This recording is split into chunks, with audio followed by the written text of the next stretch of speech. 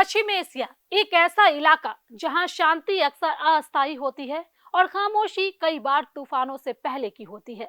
Cease fire के बाद जब दुनिया ने राहत की सांस ली, उसी वक्त पर्दे के पीछे कुछ और ही चल रहा था।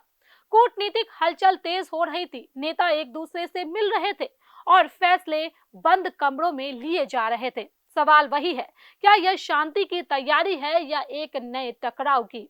आदाब, नमस्कार। आप देख रहे हैं मंथन टुडे। मैं हूं आपके साथ उज़मा। ईरान के विदेश मंत्री अब्बास अरागची पिछले 48 घंटों में ओमान, पाकिस्तान और अब रूस का दौरा कर चुके हैं।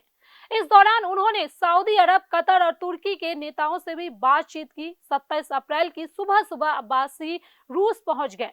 क्या खिचड़ी पक रही है, कहा नहीं जा सकता, लेकिन अंदर खाने कुछ बड़ा चल रहा है। रूस में ईरान के राजदूत काजेम जलाली के मुताबिक इस बैठक में अरागची रूस में ईरानी राजदूत के अनुसार इन बैठकों में मौजूदा हालात, संभावित सीज फायर और अमेरिका इजराइल के साथ तनाव पर चर्चा कर रहे हैं।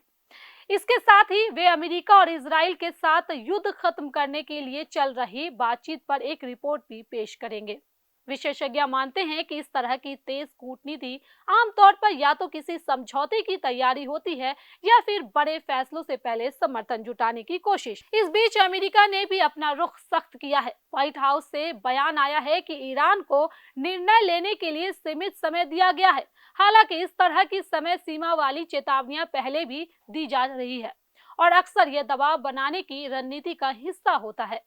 अमेरिका के राष्ट्रपति डोनाल्ड ट्रंप ने ईरान को एक बार फिर से कड़ी चेतावनी दी है। ट्रंप ने कहा है कि यह एक बहुत ही अहम दौर है।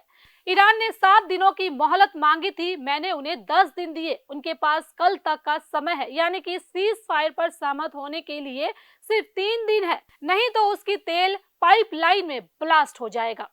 ईरान ने साफ किया है कि उसके परमाणु कार्यक्रम और स्टेट ऑफ हार्मोज से जुड़े मुद्दे रेड लाइन है, यानी इन पर कोई समझौता नहीं होगा। देखिए, मौजूदा हालात को थोड़ा साफ तरीके से समझते हैं।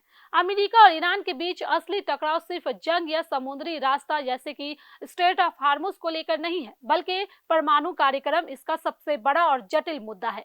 ईरान का जो नया प्रस्ताव सामने आया है, जिसमें पहले जंग खत्म करने और स्ट्रेट ऑफ हार्मोज खोलने की बात है और परमाणु मुद्दे को बाद में रखने की, वे एक तरफ से तनाव कम करने की रणनीति है। लेकिन समस्या यही है, अमेरिका, खासकर ट्रंप की लाइन यह रही है कि जब तक ईरान का परमाणु कार्यक्रम पूरी तरह से नियंत्रित या खत्म नहीं होता, तब तक दबाव बनाए रखना जरूरी है। ऐसे में अगर जंग रोक भी दी जाती है और प्रतिबंध ढीले होते हैं, तो अमेरिका को लगेगा कि उसने अपना सबसे बड़ा प्रेशर टूल खो दिया है। दूसरी तरफ ईरान भी झुकने को तैयार नहीं है। वह पहले सैन्य दबाव और आर्थिक घेराबंदी से राहत चाहता है, इसके बाद ही परमाणु मुद्दे पर बात करना चाहता है। फिलहाल जो संकेत हैं, उनसे लगता है कि पूरी तरह का शांति समझौता जल्द नहीं होगा, लेकिन छोटे छोटे समझौते के जरिए हालात को काबू में रखने की कोशिश जरूर जारी रहेगी। कुछ रिपोर्ट्स में दावा किया गया है कि हालिया तनाव के दौरान अमेरिकी सैन्य ठिकानों को नुकसान हुआ है, लेकिन इन दावों की स्वतंत्र पुष्टि अभी सीमित है। विश्लेषक कहते हैं कि ऐसे समय में दोनों पक्ष अपनी अपनी स्थिति को मजबूत दिखाने के लिए सूचनाएं साझा करते हैं, जिनकी सत्यता को सावधानी से परखना जरूरी होता है। इसलिए वास्तविक स्थिति क्या है, यह पूरी तरह स्पष्ट नहीं है।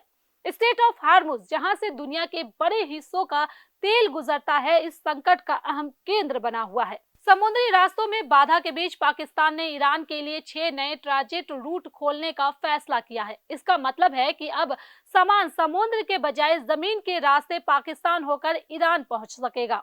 विशेषज्ञों का मानना है कि यह कदम क्षेत्रीय व्यापार को राहत दे सकता है, लेकिन इससे अमेरिका पाकिस्तान संबंधों में तनाव भी बढ़ सकता है। फिलहाल सबसे बड़ा सवाल यही है, क्या यह कूटनीतिक गतिविधि शांति की ओर ले जाएगी या टकराव की ओर? एक तरफ बातचीत के संकेत है, तो दूसरी तरफ सख्त बयान और रेड लाइन की बात भी। इतिहास बताता है कि पश्चिम एशिया में हालात बहुत तेजी से बदलते हैं। जहां एक दिन बातचीत होती है, वहीं अगले दिन तनाव बढ़ सकता है।